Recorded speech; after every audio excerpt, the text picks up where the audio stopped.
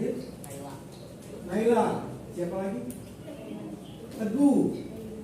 Sama? Salsa. Masih ingat pelajaran yang lalu? Tentang apa? Pluralitas. Oke. Pluralitas kan ada 5 ya. Nah, yang kemarin itu kita bahas 2. Apa yang pertama? Ya, pluralitas pekerjaan sama peran dan fungsi keragaman budaya. Kemarin kita belajar pluralitas perbedaan agama. Nah, hari ini kalau pluralitas agama, pekerjaan, budaya itu tidak seimbang, maka akan terjadi apa? Konflik atau masalah. Kita akan simak, coba. Terjadi keributan atau konflik? Apa? Terjadi perselisihan di daerah tersebut. Oke. Apa? Konflik antar suku. Indikator ini memberi dasar ya seperti kemarin, menganalisa pengaruh interaksi sosial, pengembangan bentukan pengertian tentang konflik dengan baik. Yang kedua, menganalisis faktor-faktor penyebab konflik. Yang ketiga, menganalisis akibat konflik sosial dengan yang terakhir adalah menganalisis cara menyelesaikan konflik sosial. Nah, ini adalah pengetahuannya. Keterampilannya apa? Berarti mampu mempersangsikan di depan apa itu konflik dalam kehidupan sosial. Terus faktor-faktor penyebab konflik apa saja. Yang terakhir akibat konflik sosial, baru yang terakhir cara menyelesaikan konflik. Sebelum kita lanjutkan, coba kamu analisa gambar ini. Ya, beberapa detik saja. Hitungan ketiga, 1, 2, 3. Kira-kira apa? Melahirkan karena banyak penyebabnya. Cek 1, 2, 3. Jadi selamat menyimak ya. Oke, kita lihat. Apakah kalian tahu apa itu konflik? Apa itu konflik? Yang tadi dikasih gambar ya 3. Ini tawuran ada. Berarti kira-kira menurut kamu konflik itu apa? Halo lo 1. Oke, permasalahan seperti perjenggokan, pertengkaran, dan lainnya. Oke, ada lagi yang lain? Nah, menurut Robert MZ ini bahwa konflik adalah perjuangan untuk memperoleh hal-hal yang langka. Langka itu seperti apa? Status, kekuasaan, dan sebagainya. Dan faktor penyebab konflik yang pertama adalah perbedaan individunya masing-masing. Yang walaupun dia lahirnya kembar, selang 1 menit atau 1 detik, perasaannya pasti berbeda. Seperti itu. Ya. Yang kedua apa? Perbedaan latar belakang kebudayaan, perbedaan kepentingan. Kira-kira apa? Kira-kira apa? Nih, bisa gambarin. Mana ya? Ada nggak ya? Oh, nggak ada. Gambarnya nggak ada. Oh, gambarnya sini. Ini bisa hapus dulu, bisa sini aja. Yang kaki coba lihat ini ya. Nah, ini dia. Ini apa nih? Kira-kira apa nih? Demo apa? Kenapa bisa demo? Kenapa bisa demo? Terus? Ada konflik nggak di sini? Ada. Terus di sini hubungannya yang tadi? Masuk ke perbedaan kepentingan? Masuk. Pertama, perbedaan kepentingan bagi orang yang butuh. Siswa misalnya, ya kan? Yang kedua, kepentingan siapa lagi? Kepentingan masyarakat. Yang ketiga, kepentingan siapa? Kepentingan orang-orang yang pengen mengadu domba masyarakat bawah. Ada. Jadi kepentingannya ada 3. Jadi sengaja dibuat demo, dibiayain misalnya. Tapi dia mati biar dulu. Padahal dia kepentingan dia. Kan gitu ya. Ini yang namanya contoh perbedaan kepentingan. Paham ya? Tempat kerja, tempat umum ya yang ditetapkan ya. Tapi ada biasanya kalau satu kantor itu buat merokok ada. Namanya smoking. Ya. Wah, jadi apa kira-kira kalau di sekolah? Tawuran geng.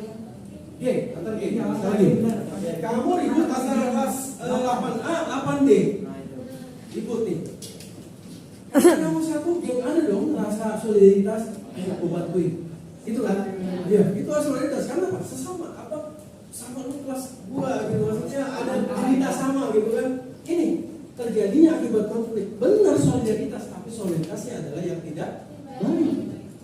Nah, coba kita lihat gambarnya seperti apa. Ini rusaknya harta benda, bahkan hilangnya nyawa. Jadi ketika ada perselisihan, kita udah lihat ya, rumah dibakar-bakar.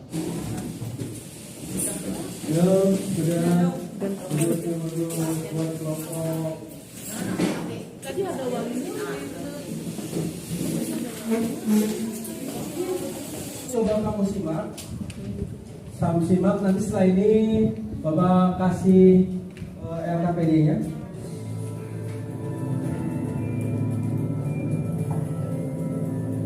Oke, siap. Kerusuhan Poso atau konflik komunal Poso adalah sebutan bagi serangkaian kerusuhan yang terjadi di Kabupaten Poso, Sulawesi Tengah, Indonesia.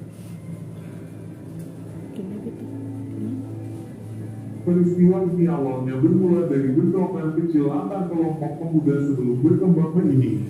Ratusan orang jatuh menjadi korban, umumnya dari pihak Muslim. Pada tanggal 20 Desember tahun 2001, deklarasi Malino ditandatangani antara kedua belah pihak yang bertikai di Malino, Sulawesi Selatan, dan diinisiasi oleh Yusuf Kala.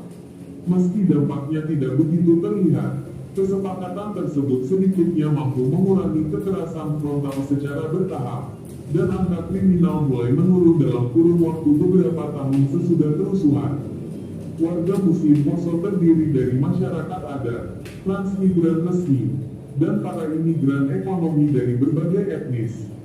Banyak imigran yang telah menetap di kabupaten ini selama beberapa dekade. Pada akhir tahun 1990-an, penduduk Muslim menjadi mayoritas di Poso dengan Oke, baik. Ini setelah kamu observasi, pertanyaannya adalah kaitkan dengan materi konflik, ya, materi konflik apa saja. Nah, ini adalah nanti Mister bagikan ini dulu LKPD-nya. Mister bagikan LKPD selamanya, ya. Dan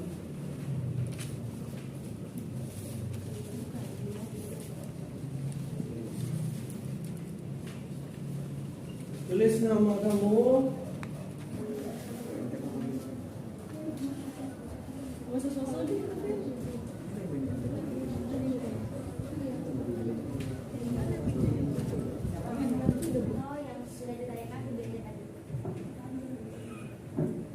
uraikan menurut pendapatmu tentang faktor penyebab terjadinya konflik sosial di Poso.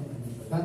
Kerusuhan Poso atau konflik komunal Poso adalah sebutan bagi serangkaian kerusuhan yang terjadi di Kabupaten Poso, Sulawesi. Sebutkan faktor penyebab terjadinya konflik sosial di Poso. Faktor terjadinya konflik sosial di Poso.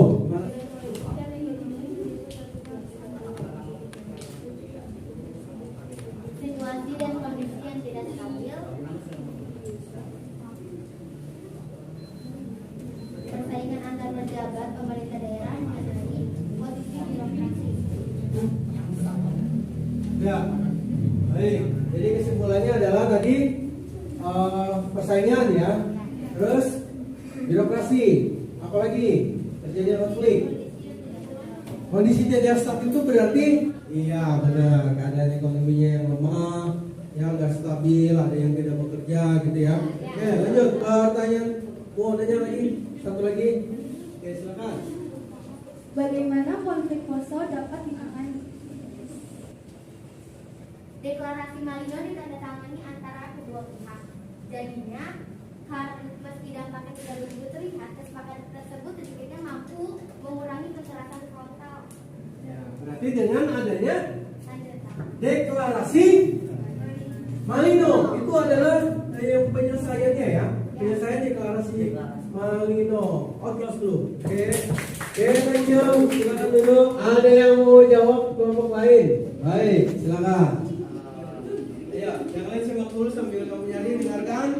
Dia tahu tanggapannya apa sih dampak konflik Poso yang terkait dalam teorinya ya. Dampak yang termasuk dari teori dari buku ini, yang pertama letaknya hubungan antara individu dan kelompok, terus rusaknya harta benda bahkan hilangnya manusia, lalu terjadinya perubahan kepribadian para individu. Baik, kita kasih applause.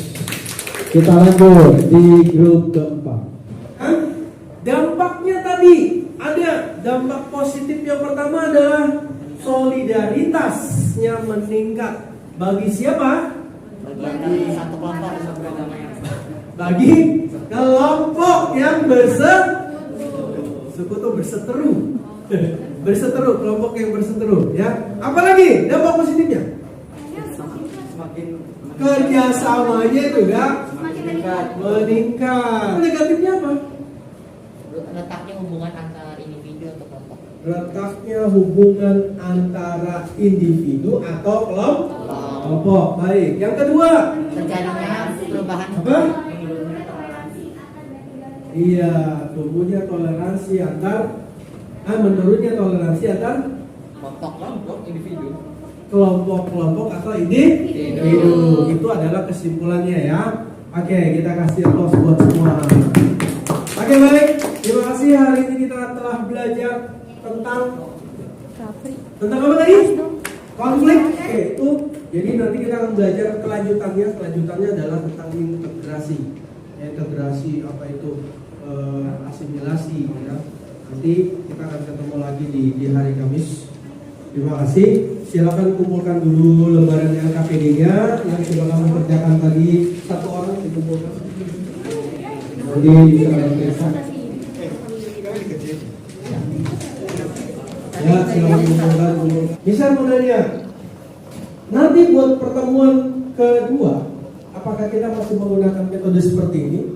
Apa cuma ceramah doang? Masih. Berarti multi ya. Baik, nanti misalnya ternyata lagi selain mitoid ada. Jadi nanti kamu ngerjainnya langsung dari situ. LKPD-nya tetap kamu kerjain, nanti LKPD yang multiplication menggunakan nanti bisa tampilkan itu. Jadi nanti jawabannya yang kamu sendiri dan dengan nilainya. Kalau luar biasa. Jadi ulangannya ntar begitu ya. Jangan sampai terjadi konflik buat teman-teman kamu ya. Walaupun yang tadi bisa ceritain, walaupun dengan masalah kecil aja tidak besar, sampai emak bapaknya ikut-ikutan. Cuma gara-gara di kelas panggil orang tua, akhirnya laporan, orang tuanya nggak seneng. Ayo jadi gede tuh konflik, ya kan? Jangan ya. Jadi harus jaga, ingat cara penyelesaian yang harus kamu ingat lagi ya. Oke, baik, ya silakan dipimpin doa. Baik teman-teman, sebelum kita mengakhiri kegiatan ini, alangkah baiknya kita berdoa menurut agama yang dipercaya masing-masing. Berdoa dimulai.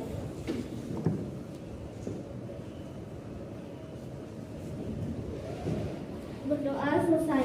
Memberi salam.